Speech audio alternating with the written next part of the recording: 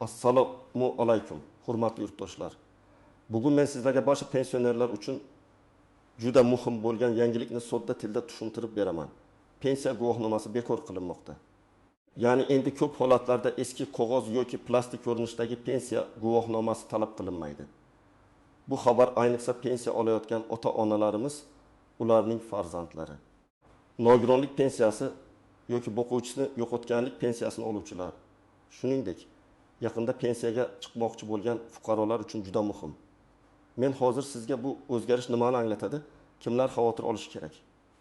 Kimlar xavotir olmasligi kerak? Eski guvohnoma bilan nima bo'ladi? Pensiya olish to'xtab qolmaydimi? Imtiyozlardan foydalanishda muammo chiqmaydimi? Hammasini birma-bir tushuntiraman. Videoni oxirigacha ko'ring. Chunki ayrim nozik joylarni bilmasangiz, bankda, shifoxonada, transportda yoki davlat idorasida ortiqcha sarson bo'lishingiz mumkin.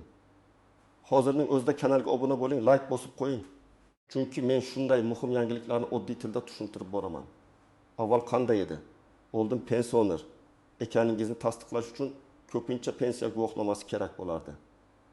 Masalan, pensioner kishi poliklinikaga borsa, ayrim imtiyozlardan foydalanmoqchi bo'lsa, sanatoriy yo'llanmasi masalasida murojaat qilsa, kommunal to'lovlar bo'yicha savol tug'ilsa yoki boshqa idorada o'z maqomini ko'rsatish kerak bo'lsa, pensiya guvohnomangiz bormi deb so'rashardi. Ko'pchilik bu hujjatni sumkasida, pasportining yonida yoki uyda alohida papkada saqlab yurardi. Ammo amaliyotda bu hujjat bilan bog'liq muammolar ko'p edi. Kimdir guvohnomasini yo'qotib qo'yardi. Kimdir eski guvohnomani yuvib yuborardi. Kimdirning hujjati yirtilardi. Rasm ko'rinmay qolardi. Yozuvlar o'chardi. Eng ko'p uchraydigan holat shuki, keksa inson idoraga boradi, ammo guvohnoma uyda qolgan bo'ladi.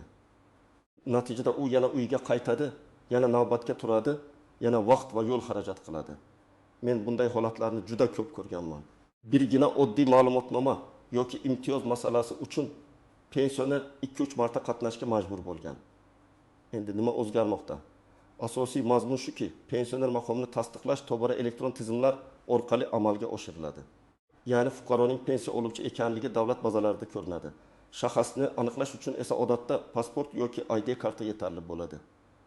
Davlat idorasi, bank, tibbiyot muassasasi yoki boshqa vakolatli tashkilot pensioner haqidagi ma'lumotni elektron tizimdan tekshirishi mumkin bo'ladi. Shuning uchun alohida pensiya guvohnomasini ko'tarib yurish zarurati kamayadi yoki ayrim holatlarda butunlay yo'qoladi. Bu nimani anglatadi? Bu pensiya bekor qilinadi degani emas. Bu pensioner maqomi yo'qoladi degani emas. Bu pul to'lash to'xtaydi degani emas. Gap hujjat shakli haqida ketyapti. Ya'ni odam pensiya olishda davom etadi, uning huquqlari saqlanadi. Faqat eski tartibdagi pensiya guvohnomasi asosiy tasdiqlovchi hujjat sifatida talab qilinmasligi mumkin.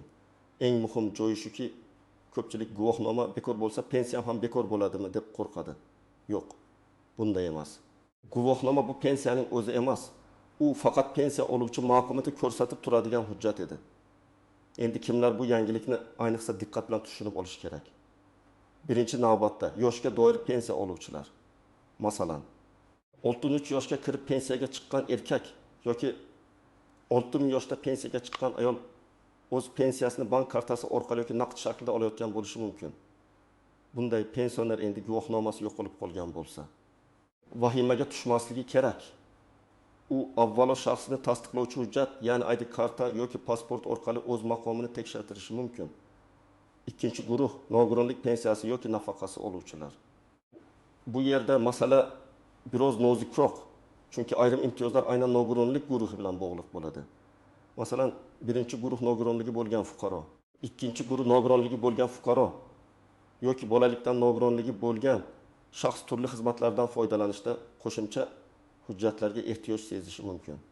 Bunday holatda faqat pensiya guvohnomasi emas, nogironlikni tasdiqlovchi tibbiy mehnat ekspertiza ma'lumotlari yoki elektron tizimdagi qaydlar ham muhim bo'ladi. Demak, bu toifadagi fuqarolar nafaqat pensiya masalasini, balki nogironlik maqomi to'g'ri kiritilmaganini ham tekshirtirib qo'yish kerak. Uchinchi guruh boquvchisini yo'qotganlik pensiyasini oluvchilar.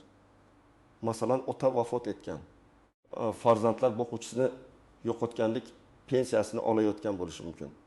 Bunday oilalarda hujjatlar odatda onaning yoki vasiy shaxsning qo'lida bo'ladi. Agar eski pensiya guvohnomasi bo'lmasa yoki bekor qilinsa, oilaning pensiya olish huquqi birdan yo'qolib qolmaydi.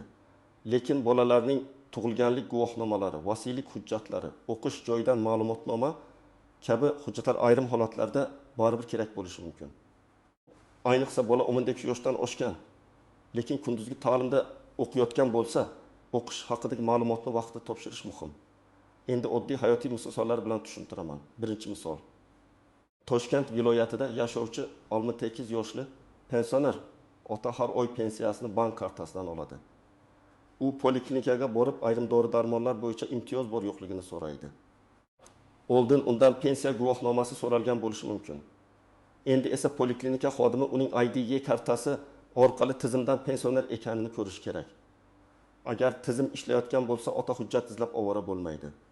Lekin tizimda texnik uzilish bo'lsa, xodim qo'shimcha ma'lumotnoma so'rashi mumkin. Mana shu yerda muammo kelib chiqmasligi uchun pensioner o'zining pensiya tayinlanganligi haqidagi ma'lumotini oldindan tekshirtirib qo'ygani yaxshi. Ikkinchi misol, Samarqandda yashovchi 60 yoshli ona pensiyaga yangi chiqqan. U ilgari barcha hujjatlarni papkaga solib yurgan.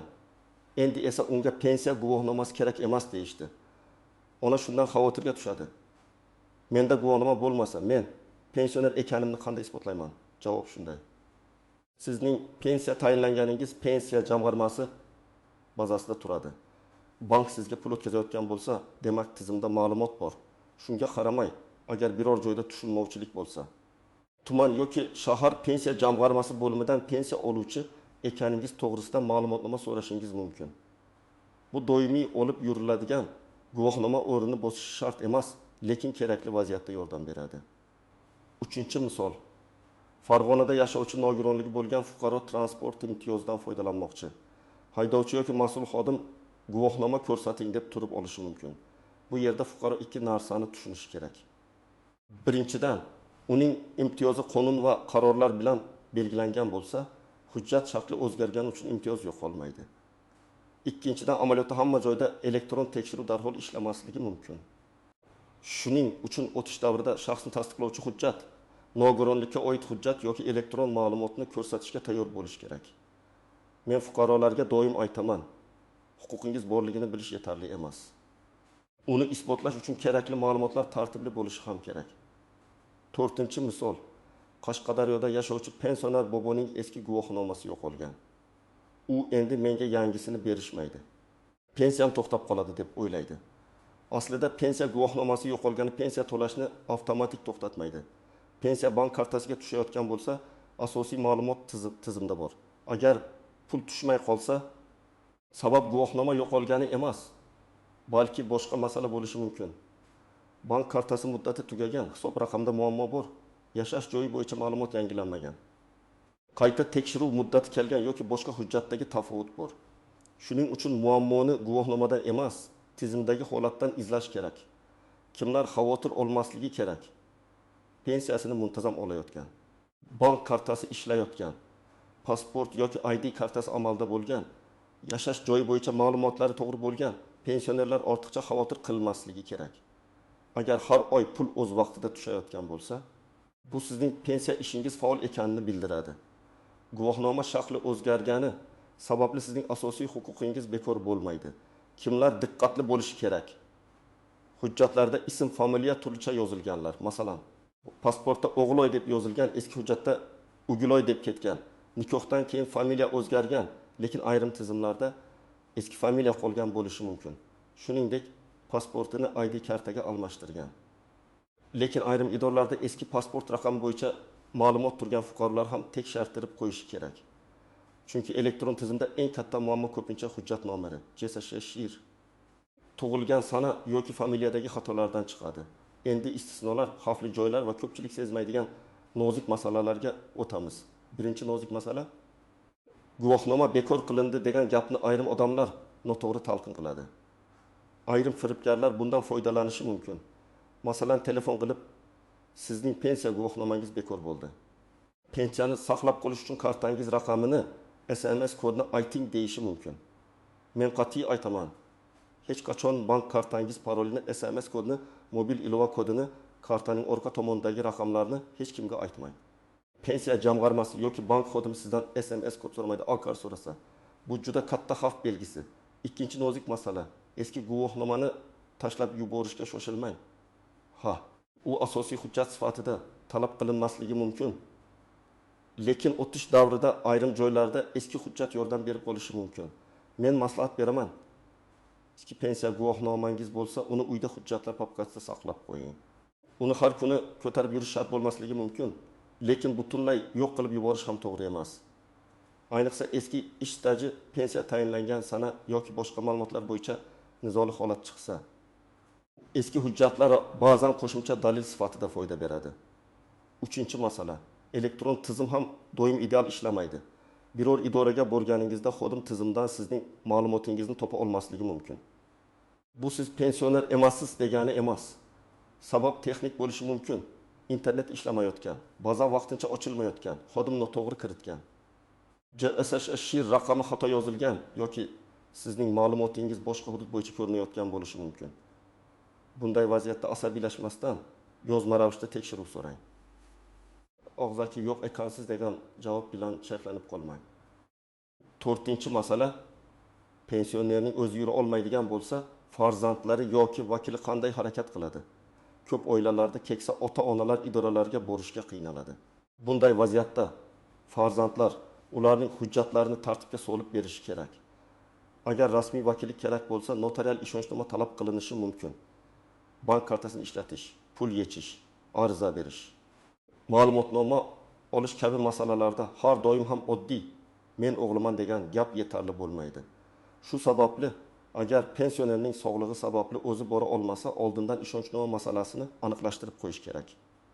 5-masala, pensiyaga chiqayotganlar. Ba'zi fuqarolar guvohnoma bekor bo'lsa, pensiyaga chiqish uchun hujjat topshirmasam ham bo'ladimi deb o'ylashi mumkin. Yo'q, pensiya tayinlash jarayoni baribir bor. Yo'q. Ish staji, ish haqi, arxiv ma'lumotlari, harbiy xizmat, bola parvarishi davrlari, yakka tartibdagi tadbirkorlik davrlari kabi ma'lumotlar tekshiriladi. Faqat tayinlangandan keyin alohida guvohnoma berish tartibi o'zgarishi mumkin. Demak, pensiyaga chiqish uchun kerakli hujjatlarni yig'ish mas'uliyati saqlanadi. 6-masala, imtiyozlar pensiya turiga qarab farq qiladi. Hamma pensioner bir xil imtiyozga ega deb o'ylash xato. Yoshga doir pensioner, nogironlik pensiyasi oluvchi, urush qatnashchisi maqomidagi shaxs, yolg'iz pensioner, kam ta'minlangan oila tarkibidagi pensioner, boquvchisini yo'qotgan bola. Bularning har birida alohida tartiblar bo'lishi mumkin. Shuning uchun men pensionerman, demak menga hammasi bepul degan yondashuv to'g'ri emas. Har bir imtiyozning o'z asosi, o'z hujjati va o'z mezoni bor. 7-masala, bank kartasi va pensiya guvohnomasini aralashtirib yubormang. Pensiya kartasi bu pul tushadigan bank vositasi. Pensiya guvohnomasi esa maqomni tasdiqlovchi hujjat edi.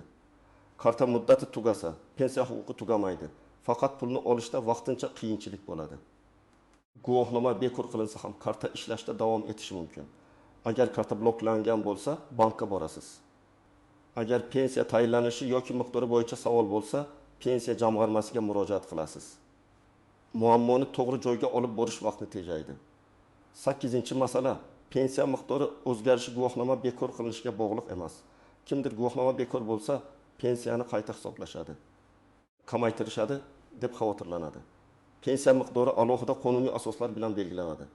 Ish staji, hisoblangan ish haqi, pensiya turi qo'shimcha ustamalar, indeksatsiya va boshqa omillar. Guvohnoma shaklining o'zgarishi pensiya summasini avtomatik kamaytirmaydi. Agar pensiya miqdori o'zgarsa, buning alohida sababi bo'ladi va siz izoh talab qilishga haqlisiz. Endi men pensionerlar va ularning farzandlari nima qilishi kerakligini aniq qadamlar bilan aytaman. 1-qadam, shaxsni tasdiqlovchi hujjatni tekshiring. Pasportingiz yoki ID kartangiz muddati o'tmaganmi? Familiya, ism. Otasining ismi to'g'ri yozilganmi? Tug'ilgan sana xato emasmi? JSHSH raqami bormi? Shularni ko'ring. Chunki elektron tizimda sizni topish uchun eng asosiy kalit aynan shaxsiy ma'lumotlardir. 2-qadam. Pensiya pulingiz muntazam tushayotganini tekshiring. Agar bank kartasiga tushsa, mobil bank orqali yoki bankomatdan balansni ko'ring. Agar naqd olsangiz, odatdagi to'lov kunida pul berilayotganini kuzating. Bir oy kechiksa, darhol sababini aniqlang. Guvohnoma bekor bo'ldi. Shuning uchun bo'lsa kerak deb kutib yuravermang. bankka yoki pensiya jamg'armasiga murojaat qiling. 3-qadam. Tuman yoki shahar pensiya jamg'armasi bo'limiga murojaat qilib, ma'lumotlaringiz to'g'ri kiritilganini aniqlashingiz mumkin. Borganingizda pasport yoki ID karta, eski pensiya guvohnomasi bo'lsa, uni bank kartasi ma'lumotlari. Nogironlikka oid hujjatlar. Agar boquvchisini yo'qotganlik pensiyasi bo'lsa, bolalarning hujjatlarini olib boring. Hamma hujjatni bir papkaga solib borish yaxshi. Chunki bitta hujjat yetishmasa, yana qaytishga to'g'ri keladi. 4-qadam. Agar biror idora sizdan bekor qilingan yoki endi talab qilinmaydigan hujjatni majburiy so'rasa, xotirjam tarzda asosini so'rang. Qaysi hujjatga asosan talab qilyapsiz deb so'rashingiz mumkin. Agar xodim tushuntirib bera olmasa, rahbariga murojaat qiling. Zarur bo'lsa yozma ariza qoldiring. Yozma murojaatning kuchi shundaki, unga javob berilishi kerak bo'ladi. Og'zaki gap esa ko'pincha havoda qolib ketadi. 5-qadam, eski pensiya guvohnomangizni saqlang, lekin unga haddan tashqari bog'lanib qolmang. Uyda alohida papka qiling. Papkaga pasport nusxasi, ID karta nusxasi, pensiya tayinlanganiga oid hujjatlar, eski guvohnoma, bank rekvizitlari, tibbiy hujjatlar, nogironlikka oid ma'lumotlar, ishonchnoma bo'lsa, uning nusxasini joylang. Farzandlaringizga ham bu papka qayerda turishini aytib qo'ying. Ko'p muammolar aynan hujjatlar topilmagani uchun cho'zilib ketadi. 6-qadam, firibgarlardan ehtiyot bo'ling. Sizga qo'ng'iroq qilib, pensiya guvohnomangiz bekor bo'ldi, ro'yxatdan qayta o'tkazamiz desa, darhol ishonmang.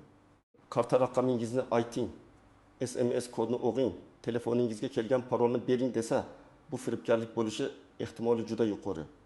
Rasmiy masalalarni faqat rasmiy idora, bank filiali, davlat xizmatlari markazi yoki ishonchli elektron xizmatlar orqali hal qiling. Keksalarimizga buni alohida tushuntirish kerak. Chunki firibgarlar ko'pincha aynan pensionerlarni nishonga oladi. 7-qadam. Agar ma'lumotlarda xatolik topsangiz, uni vaqtida tuzating.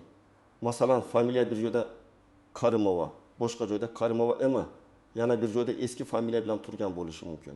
Bunday tafovutlar katta muammo bo'lib ko'rinmasligi mumkin, lekin elektron tizimlarda aynan shu mayda farqlar sabab ma'lumot topilmay qoladi. Xatoni ko'rsangiz, tegishli idoraga ariza yozing, hujjat nusxalarini ilova qiling. Arizangiz ro'yxatga olinganini tekshiring. 8-qadam.